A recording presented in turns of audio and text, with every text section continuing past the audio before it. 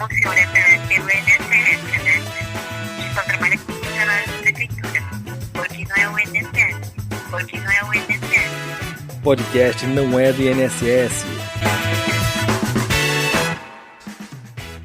Olá, seja muito bem-vindo ao podcast Não é do INSS, é o primeiro podcast 100% feito de RPPS para RPPS. Toda semana a gente tem um episódio novo por aqui e o primeiro episódio de 2024 a gente traz a Empire Capital aqui, a figura do Gustavo e da Eduarda. Tudo bem com vocês, pessoal? Tudo em ordem, graças a Deus por aqui. Opa, maravilha! O Gustavo eu já conheço um pouco mais de tempo aí. Gustavo, conta um pouquinho aí sobre você aí, até chegar na antiga Dollar News, né? Aí, vamos contar um pouco dessa transição aí um pouco mais adiante pro pessoal. Vale a pena contar um pouquinho de histórico de mercado, né? Eu estou há muito tempo já no mercado financeiro, já está entrando naquela época que não dá mais para fazer conta para não ficar chato, né? Mas eu trabalhei bastante tempo em banco de investimento, principalmente área de crédito, um tempo em mesa, trabalhei no Banco Pine, bastante tempo. Depois de lá, eu fui tocar um family office bem grande de Florianópolis, né? Fiquei um tempo ali tocando toda a parte de investimento, cuidando dessa parte aí para o pessoal. Então, fui convidado para ir para a SMI Consultoria, né? Fiquei bastante tempo lá como sócio na parte de investimentos na SMI Consultoria. Foi um período bem legal ali que eu entendi bastante sobre o RPPS, né? Cada um dos detalhes, legislação e tudo mais. E fiz muitos amigos aí no mercado, como o Rafa, né? Rafa, bastante tempo que a gente se conhece. E de lá o Sullivan me convidou para vir ajudar aqui com a Dollar, né? Então era a Dollar na época, ele tinha começado a empresa, estava tocando aí, um agente autônomo distribuidor de investimentos para RPPS. Ele estava tocando, precisava de uma ajuda para tocar, para crescer a empresa. Me fez o convite e vi uma oportunidade bem grande aí nisso, né? Tive apoio inclusive, dos meus antigos parceiros lá da SMI, falaram, oportunidade muito legal, acho que vale a pena. E eu fui então para a Dollar para ajudar a tocar a empresa, para crescer aí nesse mercado. Depois a gente conta um pouquinho mais na frente ali a mudança, né, de Dollar para Empire. Então, o crescimento da empresa aqui, a gente vai entrar nos detalhes aí. Maravilha. E Eduarda, conta um pouquinho pro pessoal aí do teu trajeto até chegar aqui. Bom, eu também comecei na SMI Consultoria, foi onde eu conheci o Gustavo também, já trabalhamos juntos, né? Sempre trabalhei como economista. Trabalhei lá um tempo, né? Me aproximei de RPPS, depois eu fui para a Soma Investimentos, lá no Rio Grande do Sul, fiquei trabalhando lá como economista também, e resolvi sair para, na época, né, fundar ali a minha própria consultoria financeira, para ter contato com as pessoas mais de perto, né? Nessa parte de investimentos, de planejamento de vida.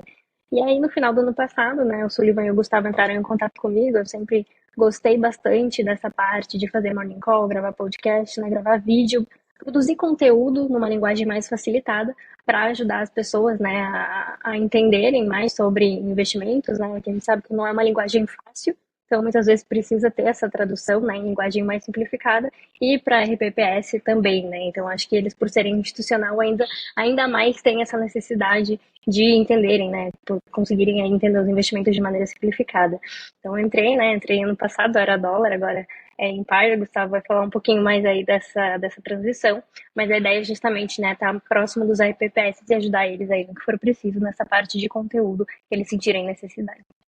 Maravilha. Aproveitando aí só para fazer um gancho aí, Eduarda, você comentou agora sobre a parte de fazer podcasts relacionados a investimentos, né? E você viu como é que é o público do RPPS, né? Você bem citou agora ter essa agravante de ser institucional, né? A gente sabe que tem um patrimônio grande e a gente sabe também que tem muita gente que entra no RPPS, muitas vezes, entre aspas, aqui assim, a contragosto, né? A pessoa nunca era daquele setor, não conhecia daquilo, de repente tem que cuidar de um patrimônio gigante. Como é que é você conseguir trazer uma linguagem clara para o pessoal, sendo que a pessoa às vezes não tem a mínima noção, talvez ele nem goste tanto assim de trabalhar com investimentos? Exato, né? Eu acho que é uma das maiores dificuldades, não só para institucional, mas também para a pessoa física no geral. Então, é isso que eu sempre senti, assim, que a gente tem muito conteúdo na internet, mas muitas vezes, né, é conteúdo simplificado e que atende ali as pessoas. Eu acho que faz parte disso também você criar essa relação com o cliente, construir uma relação de confiança, para o cliente também poder chegar para você e dizer, olha, isso aqui eu não entendo, essa linguagem não tá legal. Então, acho que esse é um dos pilares que a gente trabalha aqui também, né? Muito com feedback. Então, agora a gente lançou o nosso Morning Call, a gente espera, né, que os clientes retornem com feedback, a gente sabe que eles que estão na ponta, eles que conhecem mais o dia a dia deles, se faz sentido ou não, se de repente, meu dia é muito atarefado, não consigo prestar atenção, e aí eu acho que o que a gente tem que fazer é se adaptar ao cliente, né, para ele conseguir fazer em formatos que ele consiga entender melhor e que seja mais adequado para ele. Então, acho que essa é a principal diferença. Maravilha! E já que, né, você bem citou a parte do Morning Call que vocês estão começando a fazer agora, já passa para o pessoal aí quais são as redes sociais para poder acessar aí agora o conteúdo de vocês. Isso, né? A gente tem Instagram, ali a partir do Instagram você consegue acessar o nosso YouTube também, que é onde estão sendo postados, né, os nossos Morning Calls. Mas para quem já é nosso cliente também vai aí por WhatsApp, então a gente manda um textinho com um resuminho, né, no dia como fechou o mercado, no dia anterior e como está a abertura de mercado agora. E aí também já vai o link, mas para quem quiser, então, o Instagram da Empire Capital, lá você já consegue acessar e também procurem no YouTube. Nossa página também é nova, é só se inscrever lá, que aí vocês recebem notificação de todos os conteúdos, né? Agora a gente está com o Morning Call, mas vai vir mais conteúdo pela frente. Maravilha, já vou aproveitar para passar o meu aqui também já, para você que está nos acompanhando agora aqui também, né, já que está começando eventualmente aí a acompanhar nosso podcast, não é de INSS, estamos nas principais plataformas de streaming, então tem Spotify, Deezer, Amazon Music, Apple Podcasts, o Google Podcasts, o coitado vai estar descontinuado agora, mas vai entrar no YouTube Music também, aí, YouTube ali, a parte de vídeo agora também estamos começando a trabalhar, e nas redes sociais ali, principais ali. Estou vendo se eu consigo me habituar com threads, tá? Porque, olha, é difícil aquilo ali para mim. Não, e cada vez é uma rede social diferente, né? Cada dia surge uma rede nova e a gente tem que se adequar. Exatamente. Até comentei com o pessoal, não quero fazer dancinha no TikTok, mas estou no TikTok também. Tá lá, sem dancinha, graças a Deus. Gustavo, traz aí pra gente um pouquinho então, como é que foi a criação da Dólar e agora essa mudança radical que vai ter agora, né, com a Empire? Na verdade, é uma mudança meio que natural, né? Foi acontecendo, foi um crescimento orgânico que a empresa passou e a gente chega em um momento que a gente precisa virar a chave para crescer mais, né? Então, dar o próximo passo. Acho que isso que é bem importante. Então, assim, de início, a gente começou a Dólar lá com um agente autônomo, distribuindo recursos para a RPPS. Fizemos um processo de seleção de fundos que foi extremamente cauteloso e a gente julga que foi extremamente assertivo. Então, a gente procurou fundos extremamente resilientes, que tivesse um perfil semelhante ao do RPPS. Então, não é achar um fundo que a gente fala o kamikaze, um ano sobe 100, no outro ano cai 50, não faz sentido para a RPPS que tem uma meta anual. Então, a gente procurou nas amostras fundos que eram resilientes, antigos, bem antigos, entendemos ali o comprometimento dos gestores, fizemos esse processo. A gente fez um processo aqui dentro também que foi muito importante, que é o de compliance. Então, a gente criou uma estrutura de compliance muito grande aqui. Hoje a gente tem um comitê de compliance, então tudo passa por dentro de um comitê de compliance. A lista de clientes que a gente pode atender está dentro de um comitê de compliance. Então, a gente tomou esses cuidados e acho que isso deu um valor legal para a empresa. Graças a Deus, aí ao crescimento da empresa, a gente conseguiu realmente fazer um crescimento muito importante em 2 anos e meio de captação, né, indo para 3 de captação, porque um período antes a empresa ficou fechada, sendo estruturada. Então, batemos 2 bilhões e meio, mais ou menos 90 clientes aí, RPPS, então cresceu bastante de uma forma rápida, só que a gente precisa dar o próximo passo, né? Então, assim, cada cliente que a gente visita, cada reunião que a gente faz com um comitê, um conselho, acabava a reunião, o cara fala, consegue me atender na pessoa física? A gente falava, não consigo. A gente tem também a empresa educacional aqui dentro. A gente investiu bastante, criou uma empresa educacional que tem plataforma, que tem curso CEA, CPA, todos relativos ao Progestão, todos os cursos estão lá na plataforma. As pessoas vão lá, se cadastram, fazem o curso, gostam, depois ligam para a gente, mas pode me atender na pessoa física? A gente, eu não posso. E ainda a gente, nesse meio de caminho, também sentindo a falta de trazer um pouco mais da linguagem para o pessoal, trazer um pouco mais de informação, tentar ser um pouco mais claro.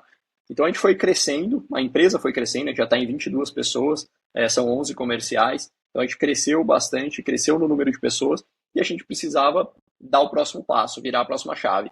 Então a gente fala que a gente entrou meio quase que na moda do rebranding, né? Fazer uma marca nova, né? Marcar um momento, e acho que isso é importante, porque você coloca quase um ponto final, que talvez seja um ponto e vírgula, para continuar a sua história de uma forma bem legal, né? Então a gente fez isso, a gente contratou uma empresa especializada que nos ajudou a pensar tudo isso, o passo a passo, desenhamos todo o próximo caminho que a gente quer trilhar, né, e o que a gente quer fazer para isso. E então a gente fez essa virada de chave, a gente anunciou com muita calma, né, a gente fez uma contagem regressiva, foi avisando os clientes que a gente faria, como é que ia funcionar, o CNPJ é o mesmo, tudo é o mesmo, mas a gente precisa crescer. Então é basicamente isso, é uma virada de chave para que a gente possa marcar esse momento de crescimento, né, do número de pessoas, de uma estrutura de empresa muito maior, de entrada dessas novas questões, que é basicamente o podcast, né, que a gente vai começar aí em breve. Então a gente montou tudo para que esse podcast possa acontecer também. A gente começou o Morning Call, então tentar trazer mais informação atualizada tanto para o público de RPPS quanto para a pessoa física. Então uma informação útil, rápida, direta, numa linguagem adequada. Então é um pouquinho disso. A plataforma para a pessoa física, né? Então começar a atender essa pessoa física que fala, consegue me atender? Consigo. Agora a gente tem pessoas aqui para poder atender na física. Então, realmente é uma virada de chave. A gente está trazendo também alguns clientes aí institucionais que não são RBPS para dentro. Então, realmente essa mudança de esse rebrand, né, essa nova marca é para marcar um momento de crescimento da empresa que é importante, né, para a gente continuar nessa trajetória de crescimento que deve ser aí tão feliz como foi até agora, né? Maravilha. Você comentou sobre a parte da seleção, né, dos fundos, que foi uma peneira bem grande que foi feita ali, né, para poder trazer os poucos e bons, como a gente chama, né? Isso. Como é que funciona isso? Porque trazer algumas poucas opções diante, né, de um mercado tão vasto assim, vocês trazerem algumas poucas opções tão vencedoras assim, é bem trabalhoso isso, certo? Se cria, tudo se copia. A gente olhou para fora, como que é o processo lá fora, o que os investidores lá fora estão fazendo, que tipo de fundo eles estão selecionando, como eles estão fazendo esse processo de seleção. E a gente tentou aprimorar o processo e trazer mais para parecido com o que o público aqui precisa.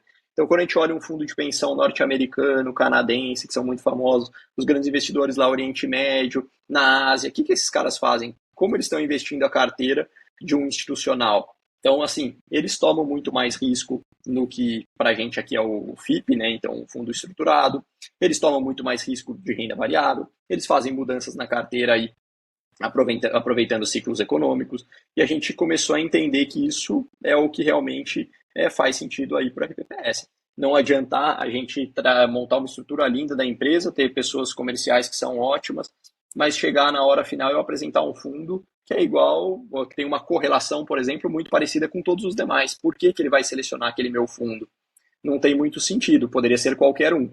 Né? A gente tenta trazer fundos que complementam muito bem o seu portfólio, né? Que tem uma correlação diferente, que aproveita o momento de uma forma diferente, e a gente está sempre fazendo essa busca. Então a gente realmente montou filtros em toda a indústria brasileira de fundos, começou a passar esses filtros olhando resultados ano a ano, resultado no acumulado, entender, de novo, o comprometimento de cada um dos gestores nas suas estratégias, o dinheiro dele, quanto ele está comprometido, né? Isso é importante, visitar, entender o compliance de cada um deles. E trouxemos, então, esse tipo de fundo que é extremamente aderente, né? Então, assim, você não precisa ter 20 fundos na sua carteira para montar uma carteira diversificada de renda variável. Talvez com 3 você consiga fazer uma carteira muito mais diversificada e para longo prazo muito mais que te entrega aí um risco-retorno muito mais adequado, né? Acho que a relação risco-retorno ela deve ser muito bem pensada, né? Muitas vezes a gente só pensa no fundo, esse fundo sobe muito, mas se ele sobe muito, ele pode cair muito. E aí, essa estratégia? Então, e se eu tiver 2 bem diferentes, com papéis completamente diferentes, será que eu não melhorei a minha carteira? Então, acho que esse tipo de pensamento é muito importante. E assim, a gente segue trabalhando para isso, né? Então, muitos se destacaram aí alguns fundos de renda variável, nossa, todo mundo gostou, aplicou e tal, mas a gente está olhando outras estratégias. Estamos vindo com FIP, estamos vindo com fundo de investimento no exterior, renda fixa, um fundo que a gente distribui ali mesmo no CDI, se destacou muito de novo no ano passado. Então a gente tem aí que trazer estratégias diferentes que complementem portfólio, e é esse tipo de estudo que a gente fica fazendo. De novo, a gente não criou isso, a gente olhou lá fora como é que o pessoal faz, fez pequenas adaptações ao mercado nacional e funcionou muito bem, né? Eu acho que é por aí que deve se caminhar. Maravilha. Foi quase que o Markowitz, né, trazendo o estudo de Markowitz. Ah, como é que funciona lá? Vamos trazer para o nosso ALM aqui. Com certeza, a gente tem que aprender a usar, né? Markowitz, acho que é bem isso, o LM aí no RPPS, né? O pessoal já usava há muito tempo, tesouraria de banco usava há muito tempo, e aí, no RPPS vai usar a partir de quando? Pô, agora se usa muito, faz todo sentido, né? Então, é bem interessante. Com certeza. E acho que é importante também frisar, né, Gustavo, que apesar dessa mudança de chave, dessa virada que a gente teve com relação à marca, os nossos fundamentos, eles permanecem, né? Então, esse fundamento de dar uma gestão personalizada ali para o cliente, acompanhar de perto.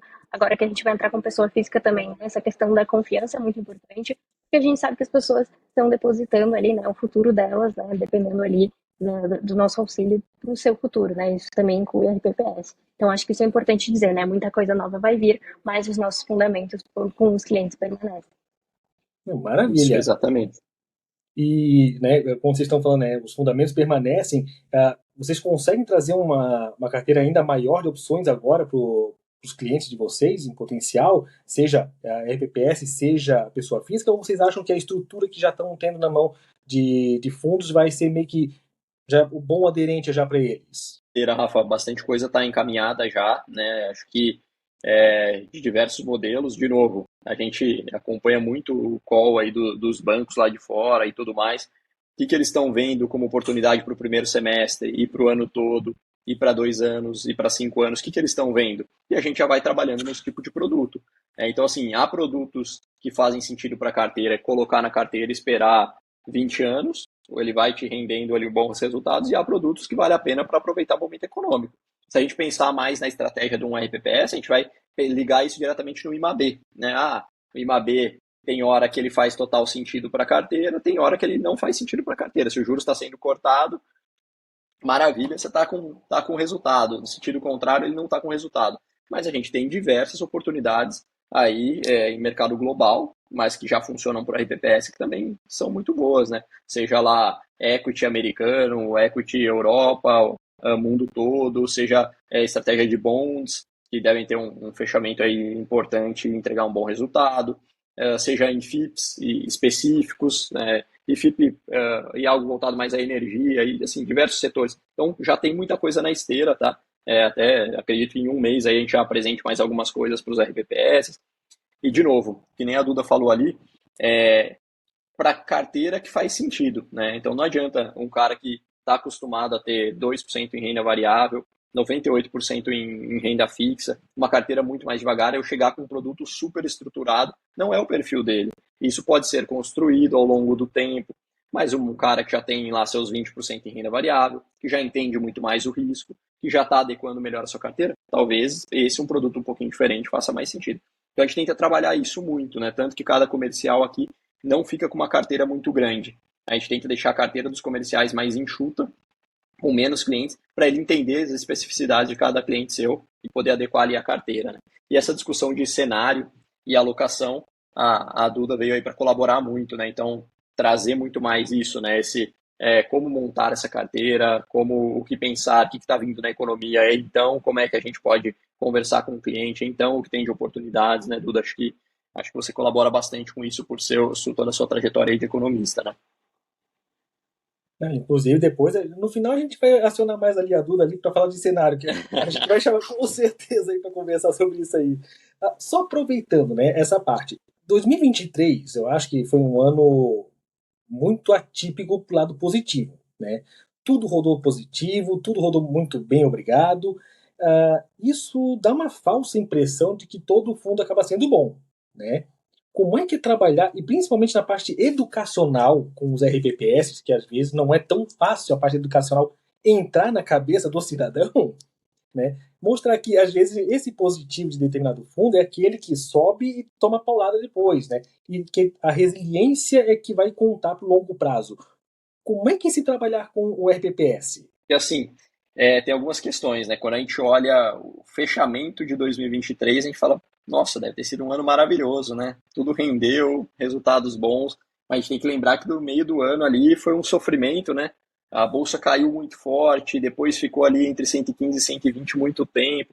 Lá no finalzinho do ano, o mercado reagiu, né? Os juros fecharam, então os IMAs entregaram, A bolsa subiu bastante nos últimos meses ali, entregou um resultado, então é isso, né? A gente olha o fechamento e fala, nossa, que ano tranquilo, queria ter sido gestor nesse ano. Não é verdade, a gente sabe o sofrimento que foi durante todo o ano. O que é importante olhar? Então, por exemplo, quando você olha um fundo, acho que tem muita questão a se pensar, e é isso que você falou, é tentar buscar a resiliência dele. Então, não é o fundo que explode e no outro ano vai muito mal, e isso dá para olhar em histórico, né? A gente fala, o histórico ele não representa o que vai ser entregue no futuro, sem dúvida, mas o histórico mostra o comportamento do gestor do fundo em diversos mercados, então isso é interessante de se pensar. O que é importante conversar muito com o gestor quando você vai alocar em um fundo? Qual que é a estratégia dele? Ele gira muito a carteira ou não? Ele se expõe muito a um setor ou não? Então você começa a pegar as características de como esse cara se comporta. Então vamos lá, a gente tem 2 fundos da casa aqui que são super conhecidos, Tarpon e Guepardo. Vou citar porque eles são diferentes, tá? Vou usar eles como exemplo aqui. E porque Então, já apareceram também no podcast, tá?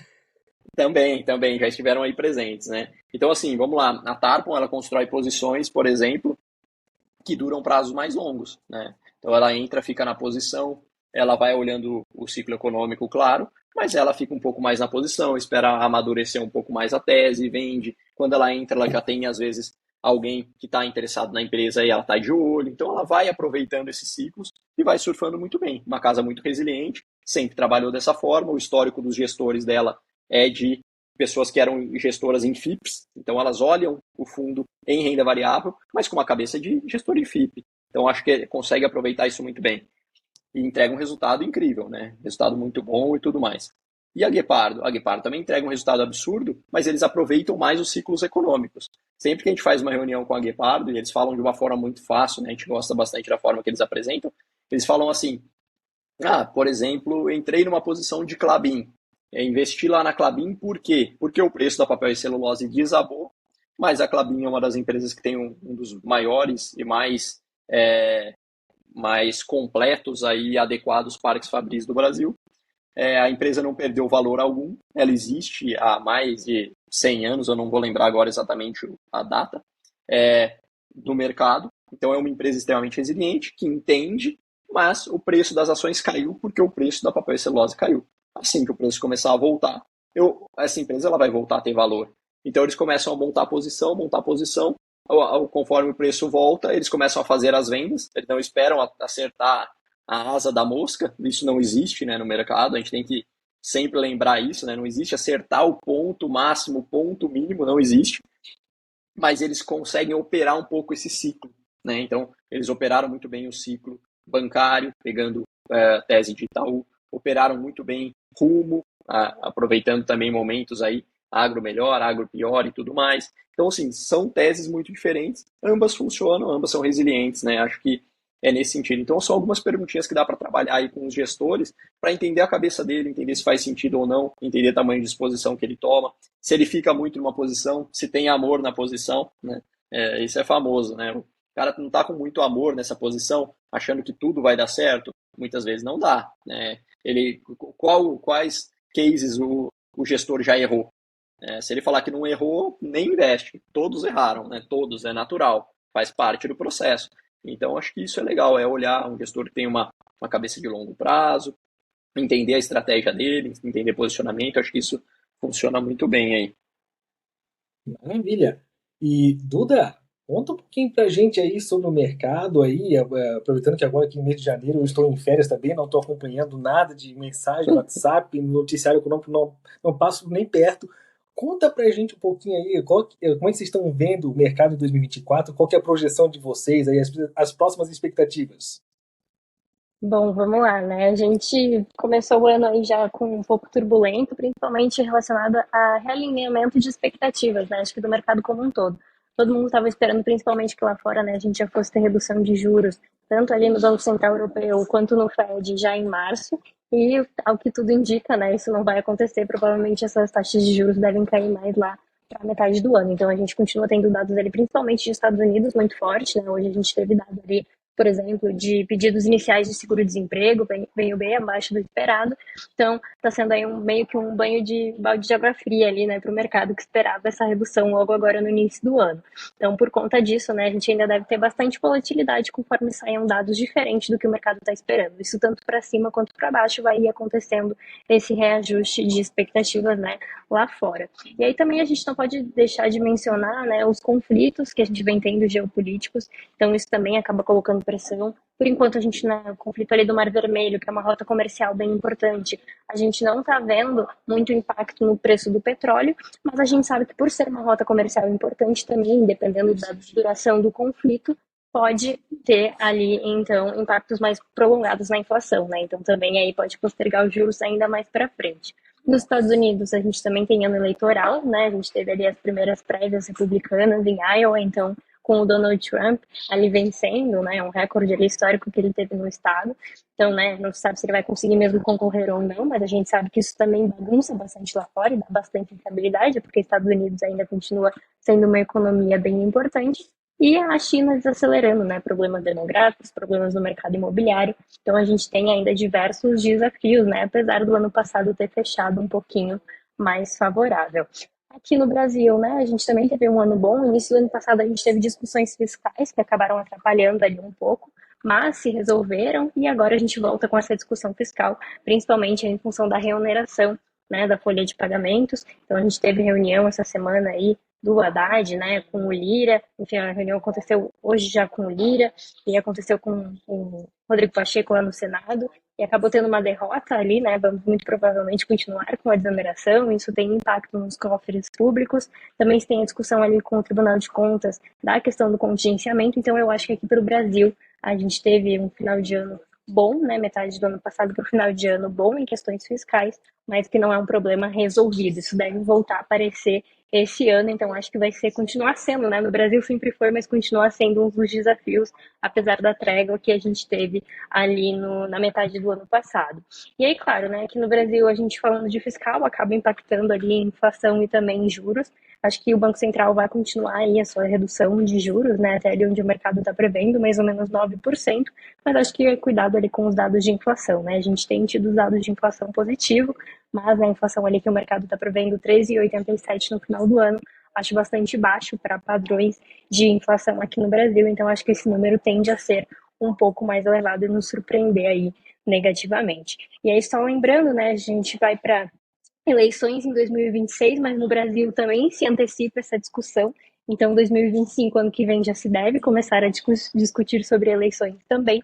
Então, eu acho que, né, tem diversos pontos aí de atenção e que podem, né, movimentar bastante o mercado. E aí acho que entra, né, o que o Gustavo estava mencionando ali, a questão da importância, né, da seleção de gestores, porque a gente tem essa volatilidade no mercado, esses fatos que trazem essa volatilidade no mercado não é ruim, são nesses momentos, né, que se fazem momentos de oportunidade, mas aí, claro, né, vai aí a gente ter uma seleção de gestores bem boas para conseguir aproveitar esses momentos, né, para os gestores conseguirem aproveitar esses momentos. Então, acho que é esse um resuminho aí rápido, né, do que a gente está vendo. Seu morning call da Empire aqui dentro não é do INSS? Isso é uma pergunta aqui. Uma palhinha, né, para vocês aí, para acompanharem depois o nosso morning call lá. Exatamente. Aproveitando, né, você falou bem agora sobre as eleições, né, e acaba tendo também agora em 2024 as eleições municipais, né. Como tem muito RPPS municipal, né, praticamente é só o que tem, né, só estão falando de ou é isso ou é estadual, e alguns acabam trabalhando, são comissionados, outros têm algum envolvimento mais com política e tal. Então, até para passar esse feedback para o pessoal, né? Até onde as eleições municipais podem ou não interferir nessas pautas ou na própria economia como um todo, né? Eu imagino que, expurgando a parte de grandes centros como São Paulo, Rio, assim, talvez não tenha tanto impacto, mas como é que vocês, né, que já estão mais tempo na área, vendo mais com a lupa mais de perto, qual que é a percepção de vocês nisso daí? Até que ponto vale a pena você gastar com as eleições municipais, assim, na questão de ver economicamente como é que vai funcionar? Então, vamos lá. Bom, Rafa, acho que a eleição municipal ela tem um peso muito grande, né?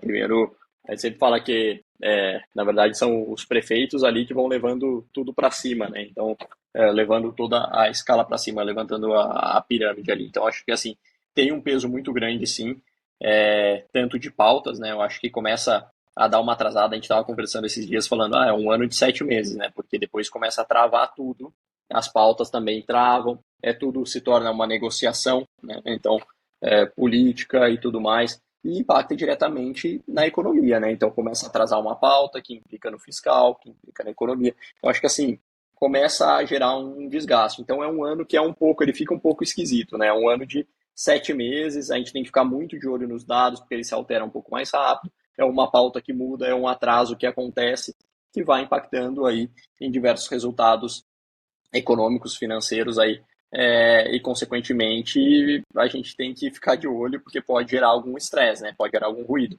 Pode ser positivo, pode ser negativo, mas ter uma volatilidade muito alta pela frente nunca é muito legal, né? Pode gerar oportunidade, mas pode gerar um desgaste. Então tem que medir esse risco-retorno aí o tempo todo. Mas acho que sim, atrapalha sim a economia, gera desgaste sim. Então acho que é um ano um pouquinho mais complicado. Duda, se quiser complementar, fique à vontade. Estamos de boa assim por enquanto, né, Duda? Não vamos falar tanto nos detalhes da parte municipal, que às vezes algum RPPS pode não curtir muita ideia. Tem que sempre cuidar, né?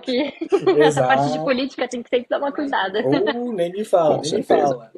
Gente, queria agradecer muito aí a participação de vocês dois, tá? No nosso podcast. Como eu disse, eu tô em férias aqui, talvez o meu áudio venha com o fundo do meu filho aqui me chamando ainda também. Tá tudo certo.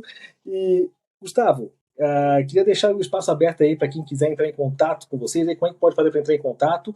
E tem mais alguma coisa que pode passar pra gente aí em primeira mão sobre a Empire aí, que vai estar rolando agora em fevereiro? Isso aí, e pela parceria de sempre, né? A gente conversa aí há muito tempo já, né? Então, tanto lá como SMI, como quando era consultor, quanto aqui na Dólar, agora na Empire. Então, a gente agradece muito o espaço aí, parabeniza pelo programa. Acho que é muito legal o tanto de informações que vocês levam em diversas áreas. Acho que isso é muito importante e, como a gente conversou durante todo o tempo aqui, a gente também tenta trazer um pouquinho disso, né, com a parte educacional, com o podcast, isso, é tentar trazer informação que seja adequada, que seja fácil de digerir, né, não adianta ser muito pesada e que facilite um pouquinho a nossa vida, então acho que isso é muito importante. Em relação aqui à empresa, a gente está muito feliz, muito contente aí com o crescimento, acredita que sim, tem um espaço gigantesco para percorrer, quanto mais a gente vai trazendo aí para o mercado coisas boas, com certeza a empresa também cresce, né, então acho que ela foi estruturada para isso, segue crescendo para isso. Essas diversas áreas que eu citei aí que foram criadas, que foram desenvolvidas, sem dúvida alguma vão trazer um grande crescimento. Como eu falei agora, a gente começou com o Morning Call. Aqui um mês e meio mais ou menos, a gente começa com podcasts. Então, começar a trazer figuras de mercado, pessoas de RPPS também para fazer uma conversa, para tentar agregar aí. Então, vamos ter bastante isso aí. E falar um pouquinho também sobre empreendedorismo e tudo mais, então trazer um pouquinho aí desse tipo de conteúdo, logo menos a gente anuncia, então iniciamos a plataforma de pessoa física, estamos trazendo outros tipos de clientes e sempre pensando aí em inovações, novas áreas para agregar, mas para o curto prazo acho que é basicamente isso, né? Essa parte aí do Morning Call, podcast, que deve trazer e render bastante fruto aí, né? Então acho que é um pouquinho disso. Legal. Duda, obrigado aí também pela participação sua aí conosco aí. E fica o espaço aberto aí para você também. Não, obrigada pelo convite. Sempre que precisar, estamos à disposição. E acho que é isso, né? Convidar o pessoal. A gente sabe que já tem bastante podcast, enfim, envolve o mercado. Mas acompanhar lá o nosso, o objetivo é realmente a gente passar numa linguagem simplificada para ficar leve, né? A gente já sabe que do dia a dia já é cheio de notícias pesadas, mas a gente tenta passar de uma maneira simplificada aí para facilitar o dia a dia de vocês. Obrigada. Legal, pessoal. Só complementando, então, para contato que você pediu também, né? E pelas redes sociais talvez seja a parte mais fácil, né? Procurar ali Empire no Instagram é um bom caminho. No próprio YouTube vocês também encontram. Quiserem um contato mais comercial, a gente tem um e-mail, né? comercial@empirecapital.com.br, tá? Então também é um contato aí. E nossos telefones aqui de sempre, né? Que a gente tem contato com o pessoal. Então fiquem à vontade para fazer contato aí conosco, tá? Rafa, brigadão pelo espaço, parabéns pelo programa e que siga dessa forma aí, trazendo sempre bastante conhecimento para o pessoal. Legal, gente. Obrigado aí mais uma vez aí pela participação de vocês dois ali, estar conosco aqui. E obrigado a você também que nos acompanhou até aqui. Na semana que vem nós temos episódio novo. Até lá!